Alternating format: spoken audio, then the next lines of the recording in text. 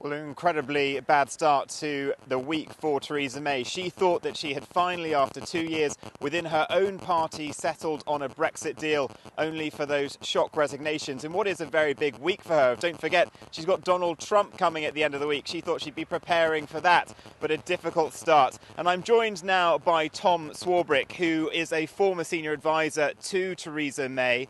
Tom, how will have Theresa May reacted behind the scenes to those resignations? Well, I think it was inevitable to a certain extent. It was obviously very quick. It was obviously quite brutal. I think with David Davis's resignation, the noises that he'd been making for some time about his concerns around the kind of deal that was going to be proposed made me think that it was pretty much inevitable that he was going to choose to step down. And all this comes really because the Brexiteers have had to choose. Theresa May put the final decision to them about what kind of relationship she wanted, and it was up to them to decide what to do. And I'm afraid Boris has decided to stand down as a result. I think that is perhaps less of a principled choice than David Davis's decision, and his resignation letter was pretty brutal too. That resignation letter, I mean, he had himself photographed signing it. He said Britain would become a colony of the EU, and he said that the dream of Brexit is dying because of self-doubt. I mean, he couldn't have been harsher on the Prime Minister, could he? Yeah, I think that's fair. I think it was very florid, it was very verbose. It's the kind of style that people like about Boris Johnson, but it fundamentally did not propose another way. It didn't have a plan. It was nice language, but there was no substance to it, really. Yes, he's very angry about the way at which it's gone. Yes, he has been saying for some time privately that he's very cross about the way in which it's heading. But unless you're able to come up with an alternative, you're not going to be able to put a credible plan back to the European Union. And Theresa May sent a somewhat catty response saying that she was surprised by Boris's resignation. I mean, she might have expected it from Boris Johnson, but do you think she was expecting it, though, from David Davis? And would she have taken it quite personally? Would it have been a panic for her? Well, it's funny you mentioned the cattiness.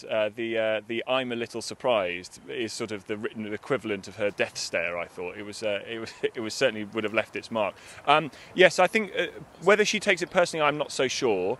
I can't help but feel that the way in which the reshuffle happened last night, the speed and the scale of it, because she moved quite a lot of senior people, which she'd been reticent to do in the past, indicated that actually Boris Johnson's resignation has already been priced in, that they'd already thought that this was possible, and they'd taken the steps to go around trying to move the back if he were to have resigned. So they've thought about it. It's clearly not taken them too much by surprise, because they knew he was not particularly happy about the direction of travel at the moment. And she has done that reshuffle now with Dominic Raab becoming the Brexit Secretary. He's a favourite of the backbench Brexiteers. Jeremy Hunt promoted to Foreign Secretary. There was somewhat of an ultimatum yesterday, either saying change your Brexit plan or we will have a vote of confidence against you. How safe do you think the Prime Minister is now? It's tricky. I think in the next sort of 24, 48 hours, if Boris Johnson wants to launch a leadership campaign now, I'm sure that he can corral enough people to submit letters to get the 48 letters that they need to start a vote of no confidence. The judgment that certainly the ERG, the European Research Group, has made, led by Jacob Rees-Mogg, is that she won't lose a vote of no confidence at the moment. The response at the 1922 committee seems to have gone quite well for her. Yes, these are very, very difficult hours still, the next 24, 48, but I don't see that she would lose a vote of no confidence at this